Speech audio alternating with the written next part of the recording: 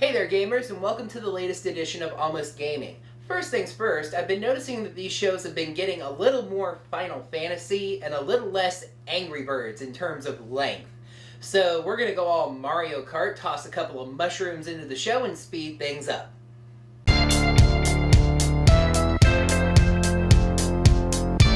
And since that's a Nintendo reference, let's start with them. We all know that the Wii U is having a little bit of trouble catching on right now, and we also remember how long past the launch of the PS3 the PS2 lasted. Well, with Nintendo needing a self-esteem boost, they decided to just go ahead and rip the Band-Aid off. Nintendo announced on Tuesday that as of May 20th, they will be shutting down the Nintendo Wi-Fi network, which runs online services for Wii and DS games. Now, whether or not you should be concerned about this news depends entirely on what you use these systems for. If your Wii is just mainly a Netflix box at this point, or you use these systems to download games from the eShop, you have no worries. All of those will still work. You should only be concerned if you are playing games online with these systems. Over half the list of affected games are Pokemon games, with Super Smash Bros. Brawl and Animal Crossing Wild World affected as well. It should be noted that both of these systems have already had their successors come out, and the Wii U is the only backwards compatible next-gen console on the market. So this isn't the worst thing in the world for Nintendo to do. Besides, those resources can probably be applied to the Wii U and 3DS networks now. Now to some disappointing news for PC gamers whose latest adventure with Geralt is going to have to wait. CD Projekt Red have announced that their latest game in the Witcher series, The Witcher 3 Wild Hunt, is being delayed until February 2015. We recently re-examined what we had achieved thus far and faced a choice about the game's final release date. The decision we made was difficult, thoroughly considered, and ultimately clear and obvious. We could have released the game towards the end of this year as we had initially planned, yet we concluded that a few additional months will let us achieve the quality that will satisfy us, the quality gamers expect from us. Consequently, we have set the release of The Witcher 3 Wild Hunt for February 2015. Now, while yet another AAA game gets delayed, this one makes some sense. The Witcher 3 is planned to be an insanely deep game with over 100 hours of content planned for the game's final release. I like how they basically said that they could have met the target release date by releasing a half-finished game, but decided that they wanted to bring the quality. And ultimately, the final judge of whether or not the additional wait was worth it will be to play the final game when it finally gets released. Onward to Sony. Saying that the PS4 is winning the new console war is news that ranks right up there with a shocking report of the color of the sky on a clear day. But it's always good to have some supporting evidence for that rather than just assuming it. Trusted gaming source Pete Famous Mortimer Dodd posted on NeoGAF that a source of his at Microsoft told him that the newest Batman game, Arkham Knight, is being pre-ordered 4 times more for the PS4 than the Xbox One. Now, this makes sense, especially considering how much more popular the PS4 is right now. And I'll add my own speculation that there'll probably be a console bundle at some point, and it might be the best way to get a hold of one these days. The fact that this source is at Microsoft also lends some weight to this story. If this rumor came out of Sony, we might say that they're just bragging, or even say that they're making it up. But why would someone at Microsoft lie about a gulf this wide? But as we transition seamlessly over to Microsoft, they might have something up their sleeve for gaming's biggest annual news event that could help. According to a report on DualShockers, a Titanfall launch party was being advertised at the Somerset Mall in Troy, Michigan. The event is being advertised on the radio with the following message, which, to add a frisson to the script, I will read in a lovely morning DJ voice.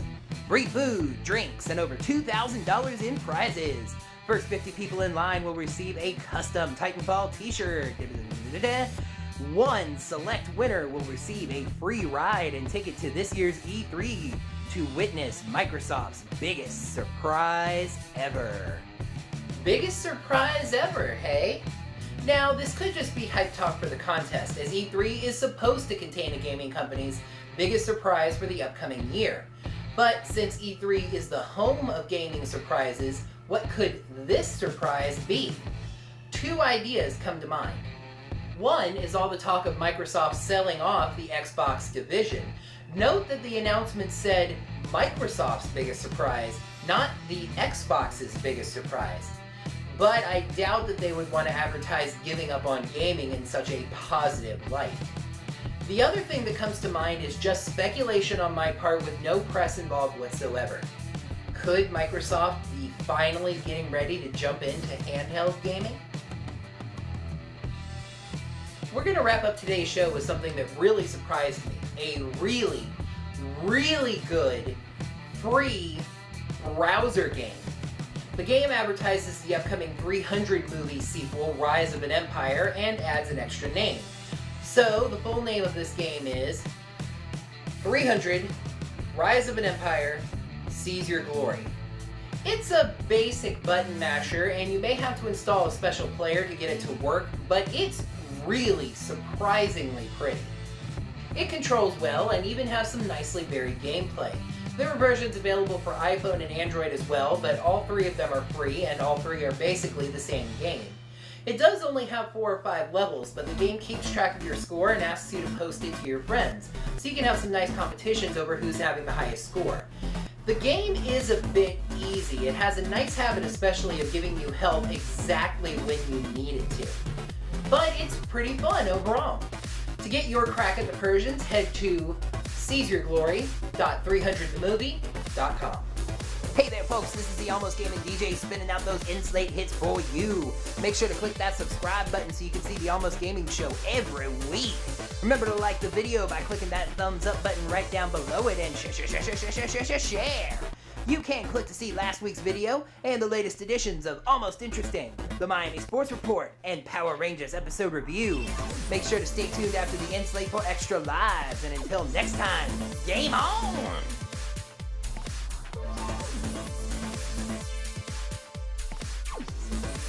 I've been noticing that these shows have been getting a little more Now, whether or not the Over is the only next-gen backwards compatible console on the market. So this isn't exactly the Now to some disappointing news for We recently re-examined what we had achieved thus far and found We recently re-examined what we had achieved thus far, and we faced a choice about the game's final release date. The decision was with over 100 hours of content planned.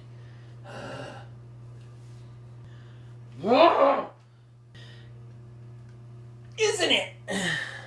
But it's always nice to have evidence supporting that rather than just assuming it.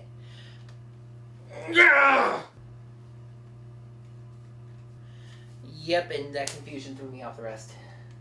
Now, this makes sense, especially considering how popular... And I'll add my own thing. A Titanfall launch party, according to a report on DualShocker. The game's... There are only 4 or 5 levels, but you... There seem to be versions... don't seem to be... So you can have little competitions on who's getting the best score. And now, because I got to that part, I forgot the rest. It is a bit easy. So you can have some nice competitions over who's getting the highest score. It's a bit easy. Hello, my name is Shaggy the Cat, and welcome to the second edition of We're Going to Take Over the World. Now, I am about to tell all of you cats watching this YouTube video the secret plan for taking over the world. There's a human here. We'll have to do this later. Click.